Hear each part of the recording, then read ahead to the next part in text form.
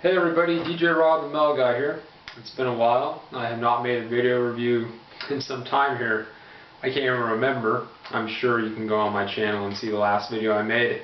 Been very busy. I've been focusing mostly on my written reviews, but I do like these video reviews because I feel I can express myself better. Especially with albums, because when I do the written reviews, I usually do it for bands that are in sync. And with the video reviews, I like to do it for bands that I have known and I really want to get the album that I've known for some time and search these bands out. And a release this year that I had been wanting to review and took a while to actually buy the album too.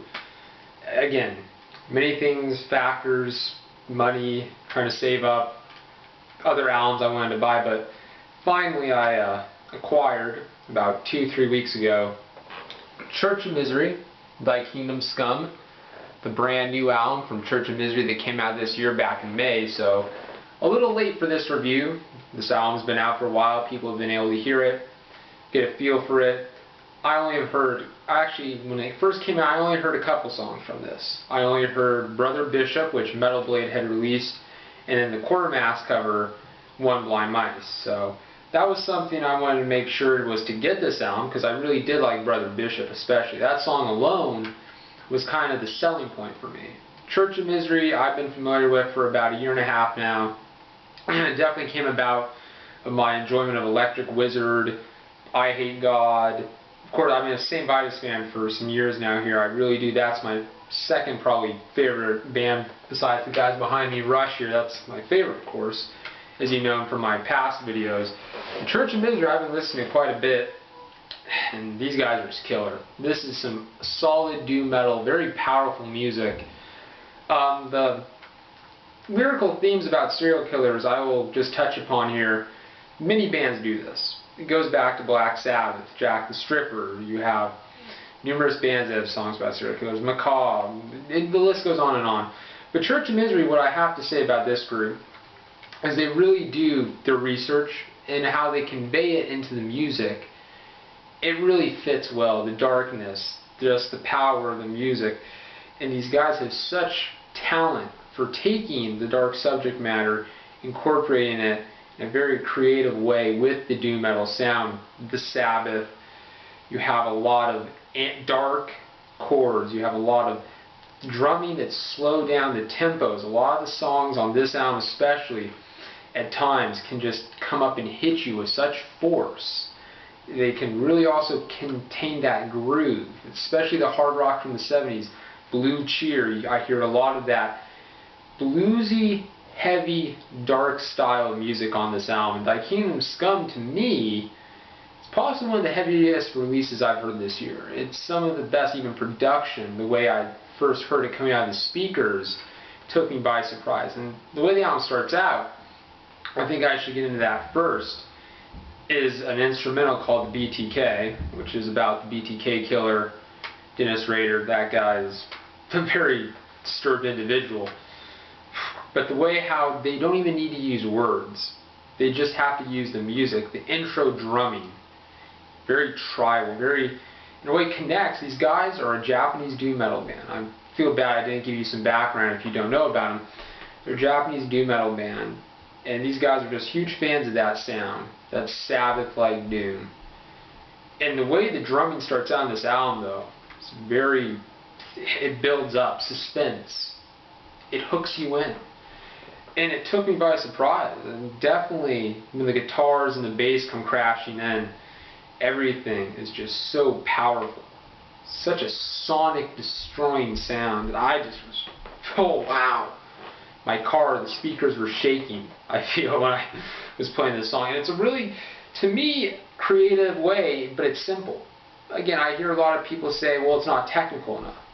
You don't have to be technical to grab people by surprise. A simple drum beat that's just repetitive, but it builds and it builds. And BTK, to me, was the song on this album that really hooked me into it. And it's an instrumental, and they use clips. Numerous Church of Misery songs use clips of the serial killers talking, even news reports to set up, and again, it's that suspense. It's very dark and eerie music that you really To me, it's an acquired taste, but I find it just so creative how they incorporate it, and then they've built an identity about this. I have to give Church of Misery credit. These guys have been doing this for a while and definitely are the band that holds claim to that style the best, I feel. And to me, the vocals though, in the second song, Lambs to the Slaughter, that's when the album really picks up and to me just continues its captivation. It keeps me listening. The vocalist on this, wow, I just cannot believe his style to me is Mike 9 meets, sometimes I hear death metal. It's very hard to really describe, but Hideki is his name. I feel really bad. I don't want to butcher these guys' names, so I have respect for Church of Misery. If you ever see this, I want to try to say it clear pronunciation, but I do. His name is Hideki Fukasawa. I hope I did not butcher it. I really do respect these musicians. It's so tough, but his personality on this album can definitely be heard. And Lambs to the Slaughter, about Myra Henley and Ian Brady. Wow. The guitars and everything is just so sinister. Everything's just after me. And that's what Church of Misery does best. They really make you understand that these people are sick. And the repetitive lyrics that are just haunting. And the way he has his vocals, the singer, it just draws you out from your comfort zone. And it is in a way like a gurgle. Just such dirty, such distorted, such evilness that you really get hooked by. You really get into this. And the repetitive rhythms keep you going. They keep you interlocked. Just powerful music. The next song, Brother Bishop, I've talked about. That was the first single I heard from this. They've been playing it on certain stuff I listened to on the internet, and I played it during my radio show actually to start off the semester, and a lot of people were really digging the track. To me, the guitar work is phenomenal in it.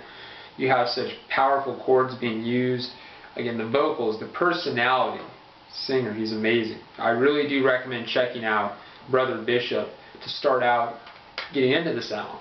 Or even getting into Church of Misery, that would be a song that I would recommend as something to give you a little taste of what this band's about, because the Kingdom Scum has such power, such greatness, but to me you should always look back at the earlier works, Master Brutality, Second Coming. There's some stuff you should of course dig into first, or maybe dig into after, but then Church of Misery in entirety, such a great album. And then the next song, Cranley Gardens, and again it starts out with a clip of a newscaster describing the horrific events.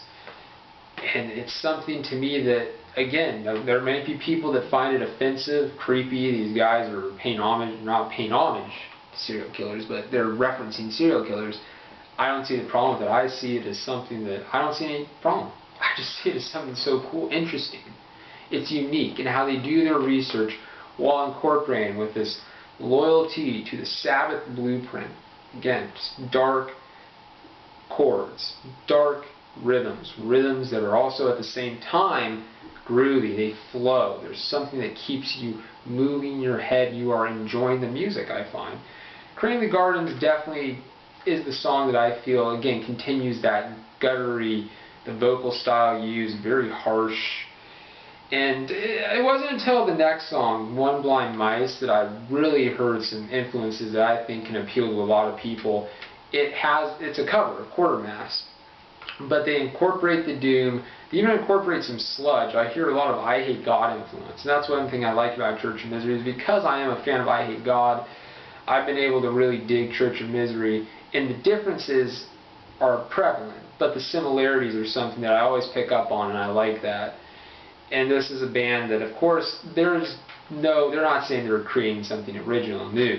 No, these guys are actually, they're just taking music they love, putting subject matter they find interesting. They don't think serial killers are probably great. Of course, no one thinks that unless you're crazy, unless you are a serial killer. But to me, these guys, what they're doing is just putting music out and enjoying what they enjoy and like, and that's what you have to take it as. I want to touch on the tracks still here. The next one, All Hallows Eve. This is about John Linley Frazier. I put this actually on my radio show today, which was interesting, and it fits with the Halloween theme coming up, All Hallows Eve. What this guy did, again, a very despicable human being. And with the doom metal mixture, in a way it's a narration, using the doom metal, the darkness, those dark notes, the minor notes, just to really draw emphasis. You kind of start to find yourself in a world that's evil, but at the same time you pull yourself out and you just realize this is just great music, just very powerful music, heavy music. The distortion just takes you away, I call it. It's stuff that you don't forget. And then the last song, the Dusseldorf Monster, is actually this guy who is on the album cover. He's a scary little man, Peter Curtin.